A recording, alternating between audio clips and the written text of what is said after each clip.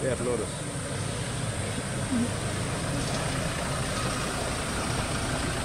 Nah, coba. So, perhatian. Ya!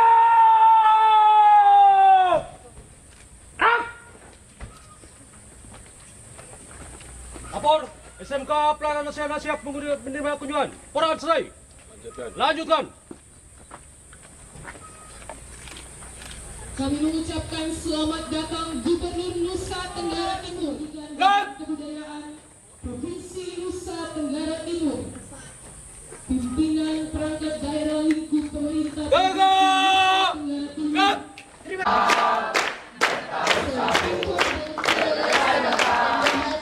Untuk menyaksikan langsung persembahan dari Catar Catari Taruna Taruni SMK Pelayaran Lasiana Kupang.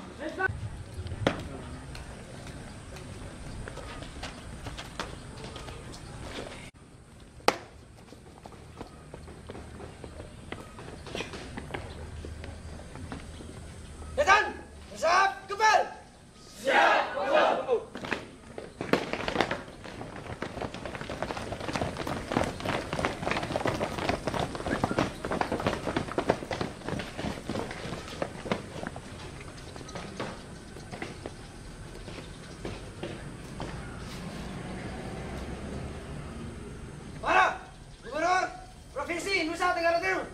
Para! Naik! 3! Naik!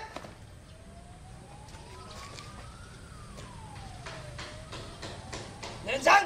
Kan! Naik!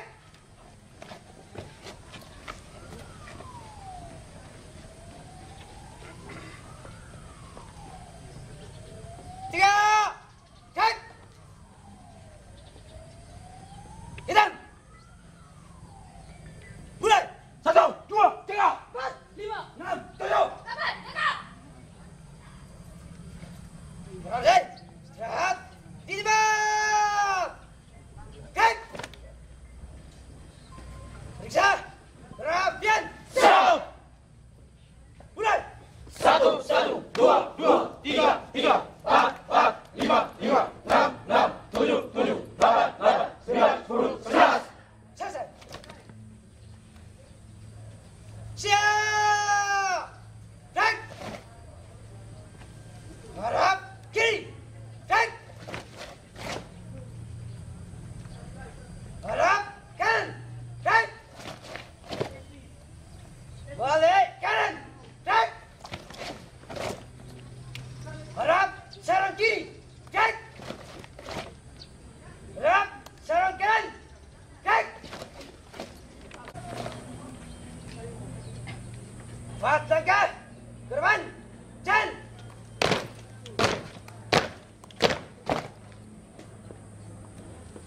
Empat langkah ke kiri! Jalan! Jalan! Tampil ke depan! Siap!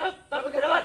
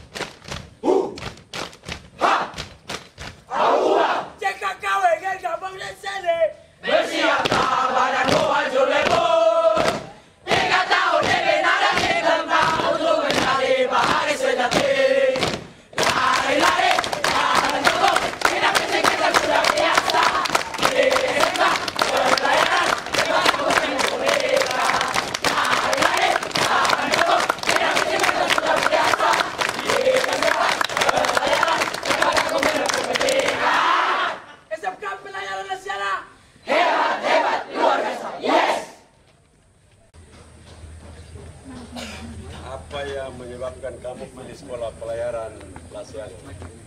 Jawab satu orang. Lanjut. Siap! Karena pendidikan. Ya, semua juga pendidikan di mana-mana. Apa yang spesifik?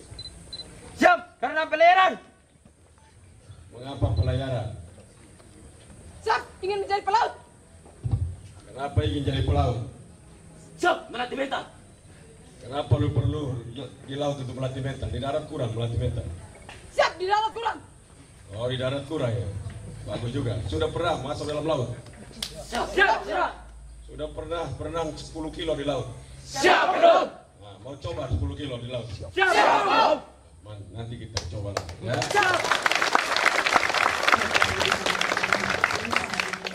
Ikuti bersama penyerahan bantuan pemerintah Provinsi Nusa Tenggara Timur kepada SMK Pelayaran Nasional Kupang berupa uang senilai 200 juta rupiah yang akan diserahkan oleh Gubernur Nusa Tenggara Timur kepada kepala sekolah SMK Pelayaran Nasional Kupang.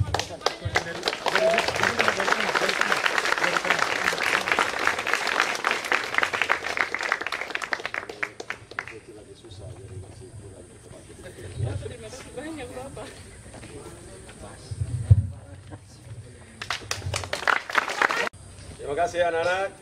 Silakan Bapak Gubernur untuk menuju ke ruangan pertemuan untuk bertemu dengan Bapak Ibu para pendidikan Provinsi Nusa Tenggara Timur, pimpinan Kepala Badan Perbatasan, Malaysia, Kadis Pemerintah, Pembangunan Desa, Kadis Tenaga Kerja Republik. Kadis Tenaga Kerja, Kadis Perhubungan, Bapak Ibu guru yang bertempat ini, Ibu Ketua Yayasan SPN Harimau Kupang, dan semua insan pers yang hadir pada pagi hari ini. Selamat pagi. Kita ulangi lagi ya. Selamat pagi. Mohon izin Pak, sebenarnya saya semangat cuma karena terharu. Jadi sebagai ibu kali membatin sedih betul Bapak. Terima kasih banyak Pak Gubernur. Izin Bapak, kami SMK Pelayaran sudah berdiri dari tahun 1962. Ini angkatan ke-30. Dulu sekolah ini dipakai, izin Bapak kita cerita lagi masa lampau. Dulu kita masih bimbing, masih bebas, tapi puji Tuhan beberapa tahun terakhir kami dikasih pemerintah kota, waktu itu belum bergabung dengan provinsi, kami dikasih gubernur. Kemudian sampai sekarang kami masih tetap berusaha sendiri. Di SMK Pelayaran terdapat 2 jurusan, yaitu Nautika Kapal Niaga dan Teknik Kapal Niaga. Nah, kami memang belum mempunyai sarana prasarana yang cukup. Kemudian Bapak, di sini kami juga terdapat 248 siswa. Jadi dari tahun ke tahun, walaupun COVID, tapi SMK Pelayaran selalu mengalami peningkatan siswa. Kita selalu membawa anak-anak keluar praktek walaupun di tengah COVID. Kami ingin bergerak maju. Saya ingat betul beliau Pak Gubernur bilang kita akan siapkan pangan dan segala macam untuk diekspor. Tapi izin Bapak, karena kita lihat situasi di pelabuhan, kebanyakan yang pegang itu orang Jawa. Jadi saya mulai berpikir, kumpul dengan teman-teman pelaut, kami bilang, loh kok ini kenapa orang luar? Kita punya anak-anak, kita siapkan SDM bagaimana? Jadi saya diminta jadi kepala sekolah ini baru 2 tahun Bapak. Saya bukan orang pelaut, saya orang hukum, tapi saya ingin membangun NTT pada dunia pelayaran Bapak. Jadi dari tahun 2020 siswa itu 120 dan meningkat sampai 2022 menjadi 248. Dan kami bersyukur bahwa peminat anak-anak dan kami akan siapkan anak-anak untuk bisa bersaing di dunia industri, dunia kerja. Kami akan persiapkan itu sebisa mungkin. Dan mohon izin Pak Gubernur, kami juga memang sarana prasarana seperti simulator kapal belum ada, sehingga kami agak sedikit kesulitan untuk praktek. Jadi kami selalu praktek di atas kapal mungkin 1 hari. Tapi kalau untuk praktek kerja lapangan, kami lapor Pak bahwa tingkat 3 sekarang sudah praktek di atas kapal. Dan kami beruntung karena anak-anak kami ini salah satu dari NTT yang mendapatkan praktek di kapal TNI. Ada kapal AU, kapal Wilis. Sudah beberapa tahun terakhir kami kerjasama dengan TNI, dan anak-anak itu bukan hanya belajar, tetapi mereka juga mendapatkan upah dari kapal tersebut. Dan beberapa mitra kami seperti ASDP, ada kapal tanker, kapal kargo, dan anak-anak sudah sebagian berangkat ke Surabaya untuk melakukan praktek. Izin juga Bapak, kami jujur saja terkendala khususnya di NTT ini belum ada rumah sakit khusus laut. Jadi untuk medical check up saya harus mendatangkan orang dari luar. Khusus dari Jakarta Politeknik, kami siapkan akomodasi dan lain-lain hanya untuk medical check up. Karena anak-anak mau naik kapal itu harus punya sertifikat pelaut seperti basic safety training dan buku pelaut. Jadi itu yang kami datangkan dari luar. Seperti diklat tempat diklat saja kami tidak punya. Tapi puji Tuhan 2 tahun terakhir saya berupaya sendiri ke Sorong, ke Jakarta. Saya mencari tahu bagaimana caranya, dan puji Tuhan walaupun COVID kita tetap melaksanakan namanya sertifikat pelaut diklat. Dan sudah 2 tahun terakhir ini kita laksanakan kegiatan tersebut walaupun harus mendatangkan orang dari luar. Dan mungkin itu catatan penting untuk seluruh pelaut yang ada di NTT, Bapak, karena memang kami terkendala medical check up pelaut, dan juga pelatihan-pelatihan yang minim sekali. Tetapi karena kerja keras dari kami semua yang ada di sini, kami juga ditunjuk dari Politeknik Pelayaran sebagai koordinator kegiatan diklat seperti basic safety training, SAT, AFM, dan lain-lain. Mohon izin Bapak, jadi seluruh ABK yang ada di atas kapal yang tidak punya sertifikat semua datang ke SMA Pelayaran untuk ambil sertifikat. Walaupun keadaan kita memang tidak layak, hampir tidak layak, tapi kami berproses sudah 2 tahun, dan memang tujuan kami hanya untuk membangun dan membesarkan sekolah pelayaran. Mungkin ini saja dari saya Bapak. Terima kasih banyak untuk kunjungannya. Baik, selamat pagi bagi kita semua. Baik. Salam. Assalamualaikum warahmatullahi wabarakatuh. Waalaikumsalam warahmatullahi wabarakatuh. Om Swastiastu. Om Swastiastu. Namo Buddhaya. Salam kebajikan. Kepala sekolah. Izin Bapak Jessica Surabaya. Jadi Ibu Jessica yang berikut yayasan, Pak Guru semua, menurut saya sama-sama bersama ini pada saat mulai pembelajaran di kelas supaya kita menjadi bagian dari perpustakaan anak saya yang disiplin yang bagus, semangat yang ada, dan juga kita semangat kebangsaan di mana kita berada. Yang kedua sangat disiplin saya dengan sekolah pelayaran. Salah satu yang ingin saya bawa, bahwa kita 2/3 luas daerah wilayah Nusa Tenggara Timur itu adalah laut. Mimpi besar membangun kelautan kita, tidak mungkin kita bisa menggapai yang baik kalau sekolah itu tidak memadai. Itu saya lihat baik negeri swasta, biasanya apalagi di perempuan itu selalu lebih baik laki-laki kalau ibunya bagus, kesempatannya baik, perempuan selalu baik laki-laki. Dan saya percaya itu hipotesa saya di bangunan biasanya kalau perempuan dengan input dia sama dengan laki, kesempatan dia sama dengan laki, dan perempuan lebih baik. Karena itu saya melihat langsung tempat ini supaya kita sebagai gubernur tentunya untuk meletakkan dasar kebijakan dalam rangka kita mengembangkan sektor kelautan kita yang baik. Ini kekayaan Jawa Timur itu 2/3-nya juga ada di laut.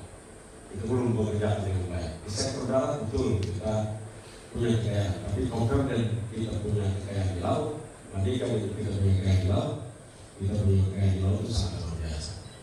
Nah itu dunia ini kan bicara tentang ocean economy. Nah, ocean economy itu bicara juga pasti tentang kapal, bicara tentang industri kapal, bicara tentang downstream, bicara tentang budidaya, bicara tentang penangkapan. Bicara ini semua berbeda dengan ocean economy. Karena itu saya memang ada di sini bukan semata-mata karena memang saya lihat semangatnya ada. Kalau semangat yang kita punya, manusia itu harus semangat ini. Kalau sudah punya spirit, pasti jadi. Tapi kalau dia punya semuanya, jadi spiritnya tidak ada. Pengetahuannya tidak ada. Ya, tidak punya keberanian. Spirit itu melahirkan keberanian, spirit menaikkan keinginan, semangat di sana. Itu spirit. Jadi banyak orang yang memiliki semuanya, tapi jadi tetap menderita, dia tetap mengharapkan terus. Karena spirit untuk berubah itu tidak ada. Spirit dari setiap manusia itu memaksakan dia mengeluarkan energi yang luar biasa untuk dia merubah sendiri. Jadi spirit itu sangat sesuatu yang menurut saya itu sangat langka. Setiap karena itu saya memberikan apresiasi kepada Ibu Ketua Yayasan. Apa namanya Ibu Mary.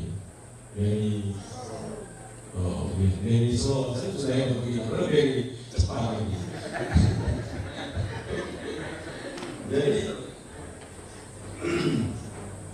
tentunya dengan kehadiran saya ini kan saya paham. Betul, saya tidak tahu semua. Dan berkali saya tidak pernah lapor saya bahwa kita butuh ini. Kadis masalah mungkin biasa begini. Nah, bisa. Kadis masalah, kadis masalah, kadis masalah. Udah tahu kurang-kurang begini kita bisa ini. Sebelah kita terus saja. Masih ada beberapa pelayanan kalau begini. Ini bisa bersamakan. Kita harus berbicara. Kalau itu diskusi yang baru itu masih berjalan. Tentunya memang provinsi ini kan setelah COVID yang paling serunya berbagai kekurangan masalah pada ruang devisa kita, ruang devisa kita itu masih problem. Tentunya tapi kita carakan selama kita mau pasti kita bisa, selama kita mau. Karena itu sekali lagi paling penting saya lihat ini. Kita punya kekurangan itu sebenarnya dalam disiplin kita. Ekosistem kita tuh, kita punya disiplin yang sangat kurang. Dari segala aspek kita punya disiplin. Kita kalah dengan panas, kita kalah dengan hujan. Dan saya mau sesudah pelayanan ini tidak takut panas, tidak takut hujan. Jadi kalau pergi di luar itu nona cantik, tapi kalau dari lapangan kita mau peribadahan dan mau pikir biasanya sudah takut mereka dulu itu pakai. Tapi kalau di lapangan jangan pernah pakai maupun hujan maupun panas. Toh udah hitam juga, dan tidak perlu harus kulit dan putih. Saya selalu bilang begini, kenapa kita tertarik untuk menjadi kulit putih? Kenapa kita juga tidak suka menjadi kulit hitam? Kenapa nih? Justru hitam itu kan eksotik. Banyak orang berusaha sungguh-sungguh untuk berjemur agar menjadi eksotik. Kenapa kita bukan kulit putih? Orang kulit putih itu banyak sekali berjemur di mana supaya dia eksotik hitam. Kita berusaha menjadi putih. Karena itu kadang-kadang tidak masalah saya. Tapi mau putih, otak tidak ada, mau putih tapi karakter tidak ada, ya tidak bisa. Nah itu saya menaruh harapan besar dalam soal ini untuk menjadi pionir dalam rangka membangun mimpi kita mengembangkan sektor kelautan kita. Itu sangat penting karena ini sektor terbesar dari seluruh sektor yang ada di darat. Kita punya perikanan kita punya kelautan kita. Sektor-sektor itu sangat luar biasa. Saya harap ini sekolah ini terus menjadi sekolah swasta yang menjadi pionir kelautan, bukan saja dua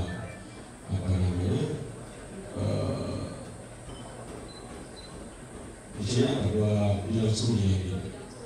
Nah, kita minta dorong sampai berapa banyak yang kita punya, tentunya itu dilakukan yang baik. Saya pergi di India, mereka sekolahnya tidak bagus, tapi mereka kuat di guru yang alat-alat seperti tadi si laptop, mereka juga belum dari itu. Jadi tidak kadang-kadang kita mau gedungnya dulu. Mereka tidak, mereka siapkan guru, siapkan sumber ilmu, sumber SDM-nya, jadi sangat bersama untuk keterampilan dan pengetahuan. Itu mereka siapkan. Mereka latih rezekinya mereka karena mereka pengantarnya bahasa Inggris, mereka dijaga oleh Inggris. Jadi mereka lebih gampang dalam berbahasa Inggris itu. Terutama kita di sini terus mendorong anak-anak bisa berbahasa Inggris. Dan itu bisa. Seluruh anak-anak itu kalau mau kita latih, pokoknya jangan pernah menyerah. Guru-gurunya juga. Saya kerja sama. Kita bisa sama dengan beberapa lembaga untuk mereka mengajar bahasa Inggris. Dalam seminggu terus 5 hari itu tidak ada bahasa Inggris. Saya pergi di sebuah hospitality. Itu anak-anak Subang dari kampung. Dan kita gunung di dalam kampung mana itu. Jalan itu saya mati. Sekarang kita boleh bangun jalan. Itu orang-anak yang pensiun. Tapi mereka ini begitu masuk di sekolah sama seperti daerah, sama dengan kata kampung-kampung di disiplin. Tapi mereka bahasa Inggris. Itu mereka bahasa Inggris baik.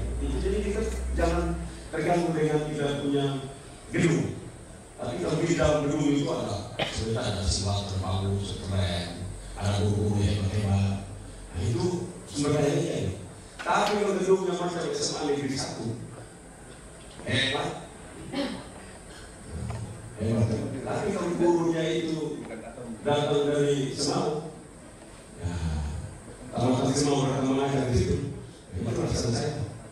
Itu kira-kira punya orang. Tapi kalau gedungnya itu pakai ibaratnya tadi pakai bebat, pakai pelatah, apa namanya lokal, doang.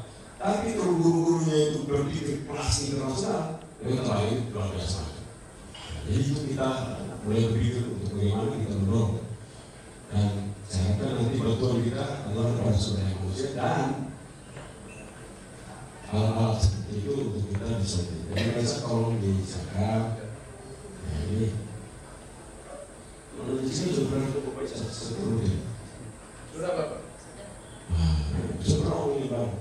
Sudah. Bagaimana? Nanti orang muncul ini. Siap Bapak, baru nanti kita.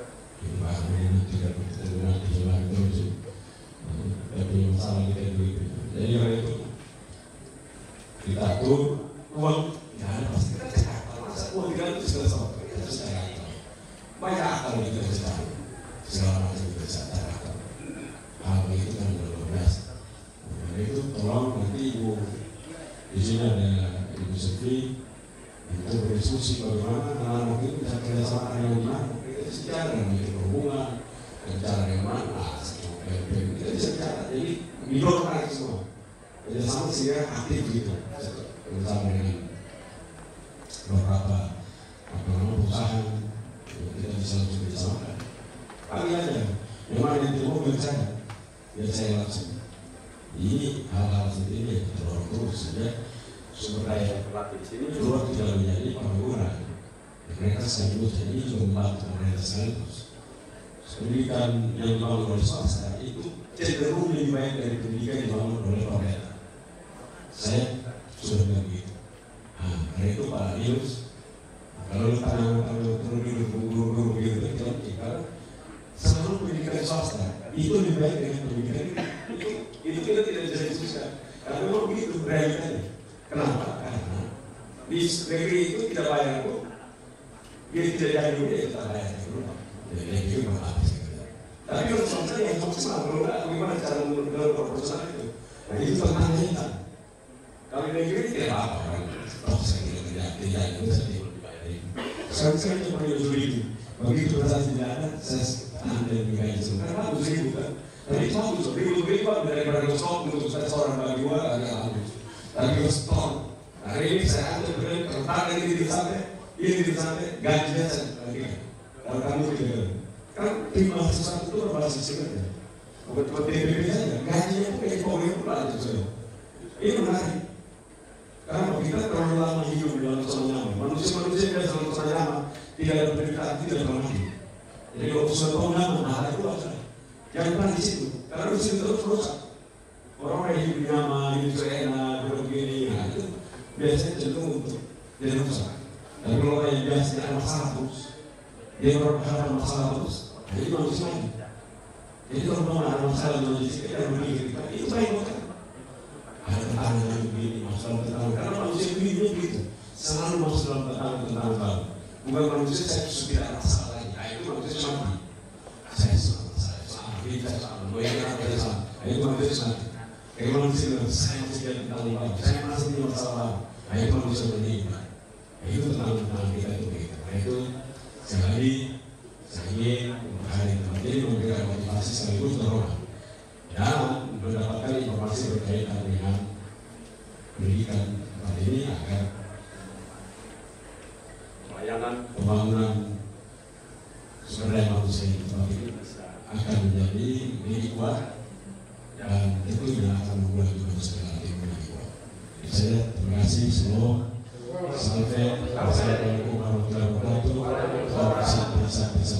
Namo Buddhaya. Salam.